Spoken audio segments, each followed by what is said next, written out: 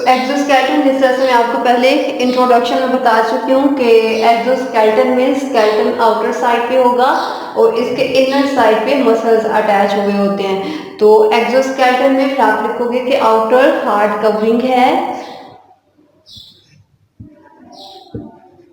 Outer covering किसकी है, skeleton की, और इसकी इनर साइड पे क्या चीज अटैच है, मसल्स।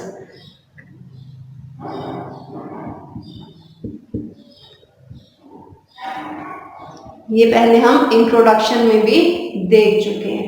ओके, इसके बाद अगर हम इसकी कंपोजिशन की, एक्सोस्केलेटन की कंपोजिशन की बात करें तो ये कंपोजिशन अभी मैं बता रही हूँ। आगे इस प्रोसीजर को हमने एक्डाइसिस के प्रोसीजर में यूज करना है, जो कि इम्पोर्टेंट है आपका लॉन्ग क्वेश्चन, तो अभी ध्यान से नोट कर लेना है और तब तक इसको याद भी रखना है। तो जो इसका एक्सोस्केलेटन है, इसकी कंपोजिशन की अगर बात की जाए तो दो चीजें इसको बना रही होती हैं।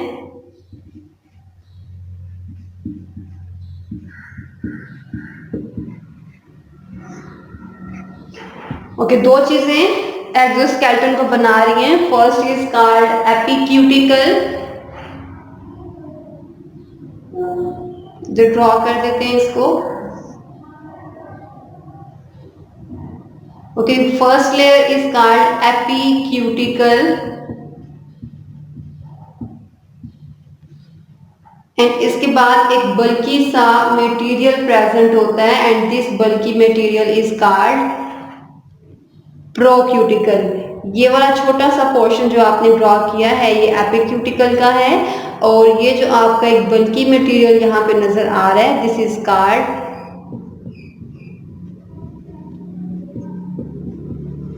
प्रोक्यूटिकल। इस प्रोक्यूटिकल में जो अपर स्मॉलर पोर्शन होता है, यहां से लेके यहां तक, this smaller portion is called, थोड़ा सा डार्क होता है, अगर आप इसे माइक्रोस्कोप के नीचे देखें तो ये थोड़ा सा डार्क जो पार्ट है प्रोक्यूटिकल का, दिस इज कॉल्ड एक्सोक्यूटिकल। वाइल इस एक्सो को निकाल के इस प्रोक्यूटिकल में जितना भी रिमेनिंग पोर्शन है यहां से लेके यहां तक, this is called endocuticle.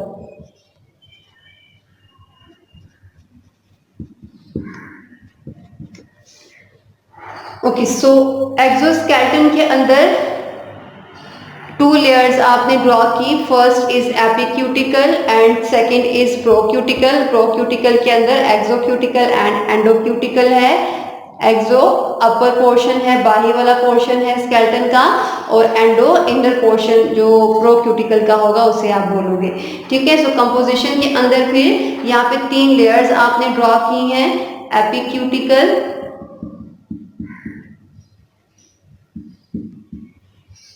And second जो आपने ड्रॉ की है वो है procuticle, and procuticle is further divided into two layers which is exocutical and second one is endocutical। Okay, अब हम देख लेते हैं कि ये एपिक्यूटिकल का छोटा सा पोर्शन और ये प्रोक्यूटिकल जिसके अंदर फर्दर दो पार्ट्स हैं, ये किस चीज के बने हुए हैं, इसकी कंपोजिशन देखनी है अभी हमने। तो जो एपिक्यूटिकल है वो वैक्सी लिपोप्रोटीन्स की बनी होती है, वैक्सी लिपोप्रोटीन्स की बनी हुई है ये layer. Lipo is from lipids and protein is protein, it means कि ये एक कंजुगेट मॉलिक्यूल है। कंजुगेट मॉलिक्यूल आप लोग सेकंड चैप्टर में एफएससी पार्ट 1 में डिटेल के साथ पढ़ चुके हैं, मुझे नहीं लगता कि अब मुझे आपको बताने की जरूरत है। तो ये जो लिपोप्रोटीन है ये बिकॉज इम्परमिएबल है, लिपिड्स हैं इसके अंदर, तो लिपिड्स की प्रेजेंस की वजह से ये जो एपिक्यूटिकल है ये किसी भी वाटर के लिए या किसी भी माइक्रो ऑर्गेनिज्म के लिए इम्परमिएबल होती है।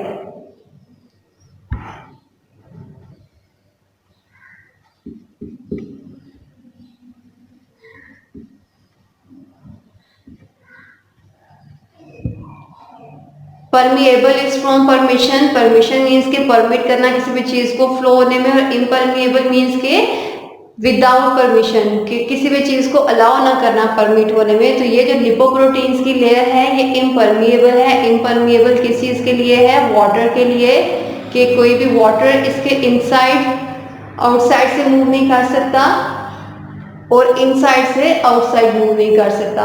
ठीक है, सो वाटर को भी मूव नहीं करने देती और इसके अलावा जितने भी माइक्रोब्स डिजीज काज करवाने के लिए इन लिविंग ऑर्गेनिजम्स के ऊपर अटैक करेंगे उसे भी ये परमिशन नहीं देता, अलाउ नहीं करता, परमिट नहीं करता कि इसके थ्रू ये पैसेज पास कर ले और इसकी बॉडी के अंदर मूव कर जाए। सो वैक्सी लिपोप्रोटीन्स हैं और ये वैक्सी लिपोप्रोटीन्स इम्परमिएबल है वाटर के लिए एंड कोई भी माइक्रो ऑर्गेनिजम्स या फिर इंसेक्ट्स जितने भी हो सकते हैं जो कि डिजीज काज करवा सकते हैं। ओके, सेकंड जो हमने प्रोक्यूटिकल लेयर लिखी हुई है, this procuticle layer is made up of chitin. इसके अलावा इसमें पॉलीसेकेराइड्स हो सकते हैं।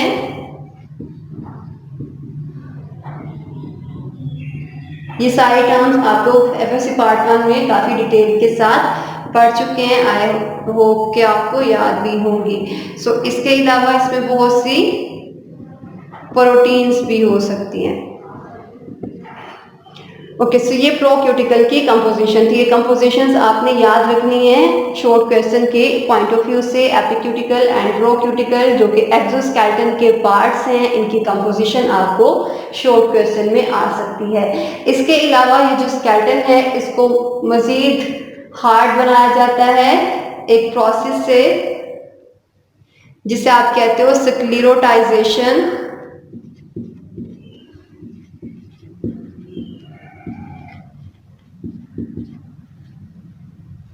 स्क्लेरोटाइजेशन के अंदर एक प्रोटीन है जो कि स्क्लेरोटन जिसे आप कहते हो वो ऐड करवाई जाती है जो कि इसको हार्डनिंग का एक करैक्टर देती है। स्क्लेरोटन प्रोटीन की एडिशन के प्रोसेस को आप कहते हो ये स्क्लेरोटाइजेशन है। तो वो भी इसको हार्ड करवा रही है। इसके अलावा इसको एक्स्ट्रा हार्ड बनाने के लिए हमने इसके अंदर कैल्शियम कार्बोनेट को भी डिपॉजिट करवा सकते हैं।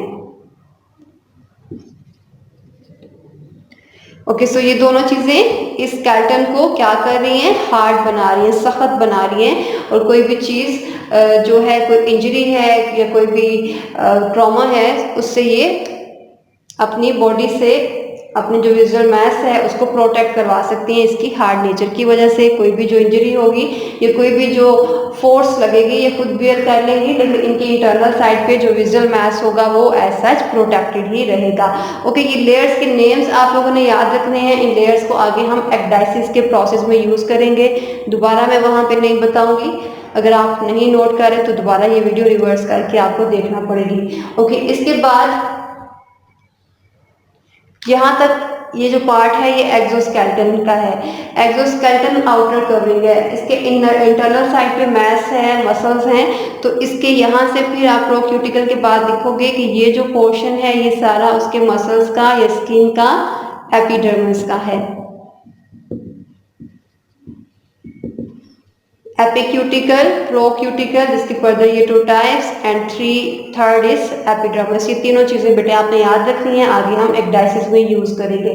ओके, अब कुछ एग्जांपल्स देख लेते हैं एक्सोस्केलेटन की। अभी तक आप लोगों ने पहले उसका डेफिनेशन देखी, फिर कंपोजिशन देखी एंड कंपोजिशन के बाद अब हम इनकी एग्जांपल्स देखेंगे और फिर एक प्रोसेस है एक्डाइसिस, उसको डिस्कस करेंगे। And ecdysis is very important regarding your exam.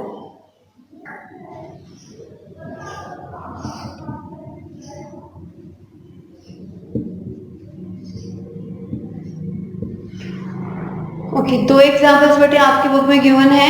First molluscan की and second one of arthropods.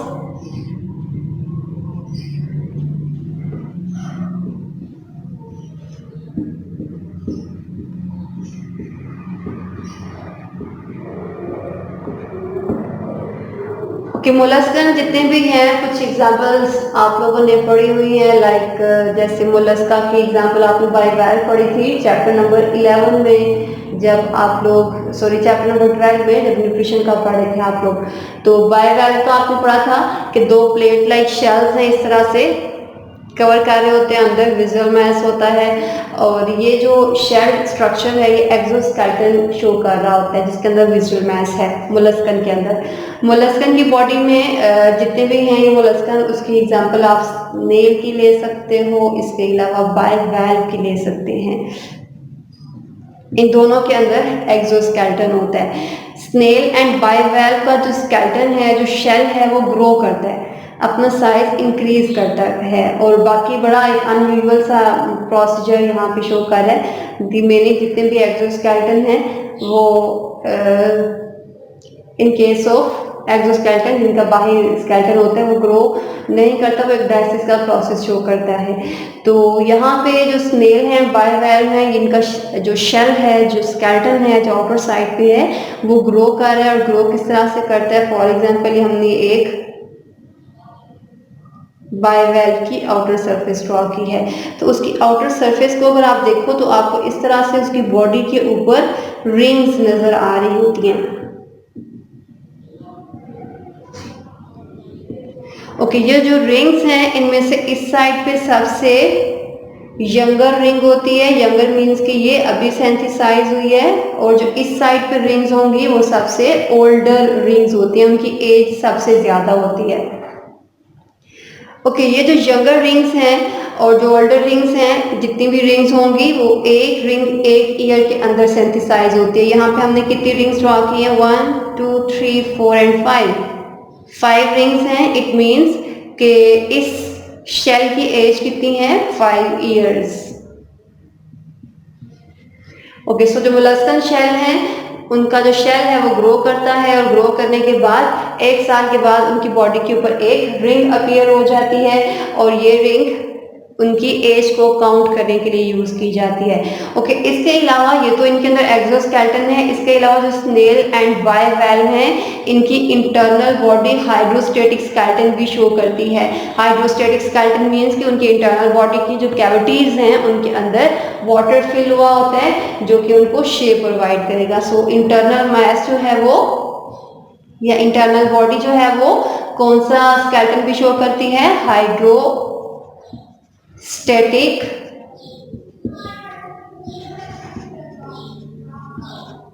Skeleton. Okay, so molluscan के अंदर दोनों स्केलेटन फिर आप ऑब्जर्व करते हो।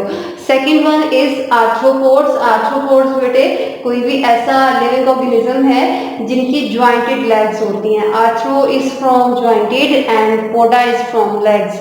ठीक है, सो आर्थ्रोपोड्स के एग्जांपल जैसे कॉकरोच हो गया, ग्रास होपर हो गया, ये सारे आर्थ्रोपोड्स के अंदर आते हैं। तो आर्थ्रोपोड्स ने अपने अंदर कुछ मॉडिफिकेशंस की हुई हैं, और वो मॉडिफिकेशंस कौन कौन सी हैं इनके एक्सोस्केलेटन के अंदर वो अभी हम देखेंगे। ये हम आर्थ्रोपोड्स की मॉडिफिकेशंस लिख रहे हैं।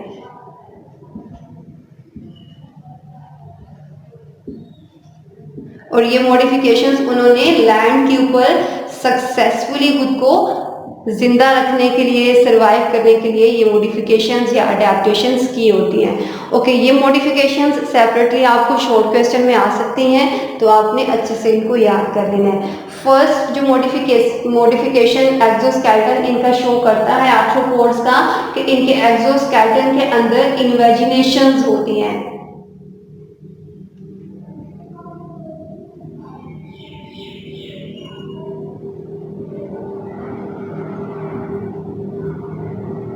Invagination in inner side of exoskeleton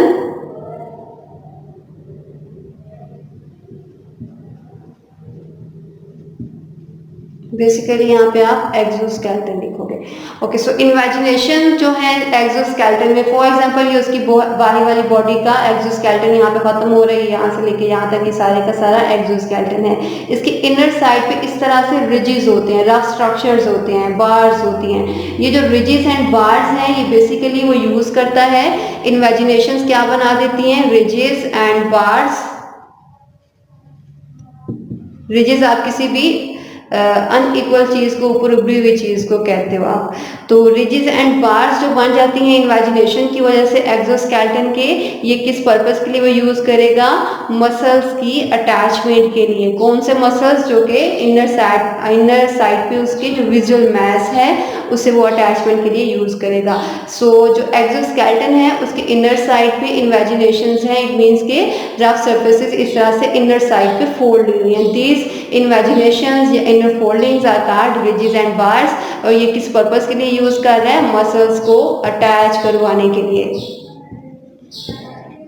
okay, ये तो थी इसकी फर्स्ट अडेप्टेशन कि अगर कोई मॉडिफिकेशन एक्सोस्केलेटन आर्थ्रोपोड का शो कर रहा है तो वो किस पर्पस के लिए कर रहा है। सेकंड जो यहाँ पे इसका पर्पस क्या होगा मसल अटैचमेंट का, कि ये जो इमेजिनेशंस हुई हैं वो एक प्रॉपर उसकी जो बॉडी शेप है वो मेंटेन रहेगी और कोई भी लूजली अटैच जो मैस है वो उसकी बॉडी के अंदर फ्लो नहीं करता रहेगा, स्केलेटन के अंदर फ्लो नहीं करता रहेगा।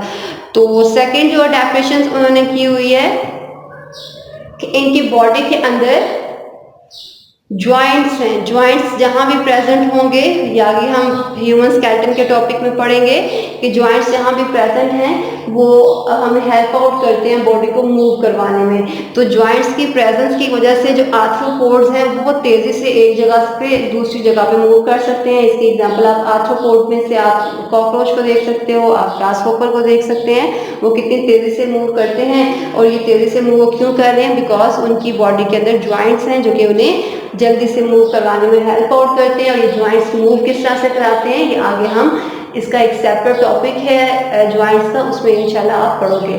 ओके, इसके अलावा इनके स्केलेटन के अंदर ब्रिसल्स भी हैं और लेंसेज भी हैं। ब्रिसल्स एंड लेंसेज बेटे सेंसरी स्ट्रक्चर्स को आप कहते हो।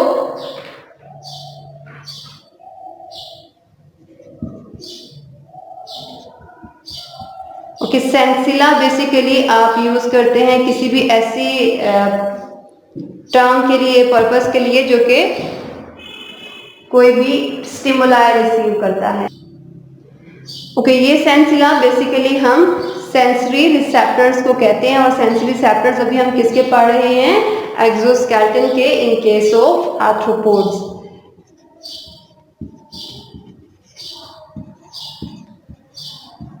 रिसेप्टर्स में आपको फर्स्ट चैप्टर में इंट्रोडक्शन दे चुकी हूँ। कोई भी ऐसी चीज जो कि किसी भी स्टिमुलाई को रिसीव करेगी, सेंस ऑर्गन्स को आप कहते हो। इसकी एग्जांपल भी मैंने आपको दी थी कि जो लाइट को रिसीव करने के लिए जिस तरह से हमारी आईज हैं, साउंड को डिटेक्ट करने के लिए हमारे ईयर हैं, स्मेल को करने के लिए नोज है, तो ये सारे sense organs are sensory receptors.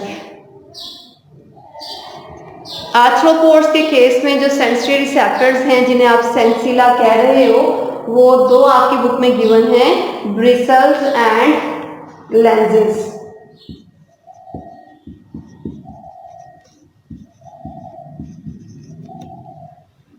Okay, bristles ये यूज करते हैं किसी भी टच को सेंस करने के लिए एंड लेंसेज को यूज करेंगे लाइट को डिटेक्ट करने के लिए। ये दो सेंसरी रिसेप्टर्स इनकी बॉडी के अंदर प्रेजेंट होते हैं। ओके जी, तो ये इनके कुछ सेंसरी रिसेप्टर्स थे और कुछ इन्होंने मॉडिफिकेशंस की हुई थी आर्थ्रोपोड्स ने। ये 3 मॉडिफिकेशंस अभी मैंने आपको लिखवा दी हैं। ये आपको सेपरेटली तीनों शॉर्ट क्वेश्चन में आ सकती हैं। अगर आपको आता है कि आर्थ्रोपोड्स ने खुद को सक्सेसफुली सर्वाइव करने के लिए लैंड के ऊपर कौन कौन सी मॉडिफिकेशंस की हैं, तो ये तीनों बेटे आपने उसके अंदर शॉर्ट क्वेश्चन में लिख देनी है।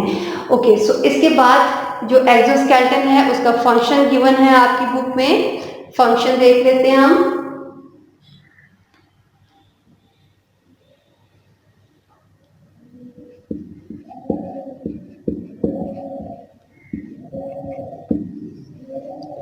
ओके, फंक्शन इसका प्रोटेक्शन प्रोवाइड करना है, सपोर्ट प्रोवाइड करना है। प्रोटेक्शन किस चीज से?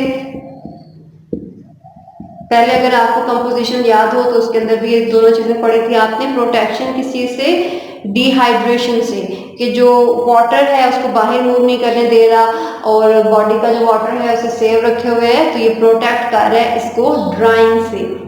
ठीक है, ड्राई नहीं होने दे रहा इसको। सेकंड जो प्रोटेक्शन प्रोवाइड कर रहा है कि ये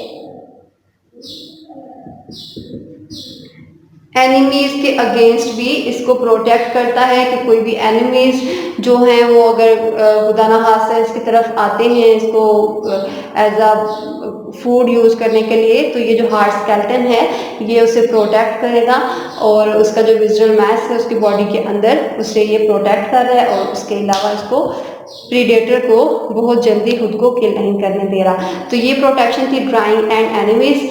तो एक्सोस्केलेटन में बहुत ही इंपॉर्टेंट फिनोमिना है एक्डाइसिस का। एक्डाइसिस का जो फिनोमिना है वो इंशाल्लाह हम नेक्स्ट वीडियो में देखेंगे और ये एक्डाइसिस या मोल्टिंग क्यों करते हैं उसके अंदर ही देखेंगे, बिकॉज टॉपिक थोड़ा लेंथी हो जाएगा।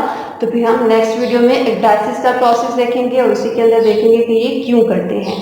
ओके जी, तो इस एक्सोस्केलेटन के इंट्रोडक्शन में अभी एक्सोस्केलेटन का टॉपिक कंप्लीट नहीं हुआ, अभी हमने इसका एक्डाइसिस का प्रोसेस देखना है, वो नेक्स्ट वीडियो में देखेंगे। यहाँ तक इंट्रोडक्शन में कोई भी चीज़ क्लियर नहीं हुई है तो आप इस वीडियो के नीचे कमेंट करके पूछ सकते हैं। ओके जी, अल्लाह हाफिज़।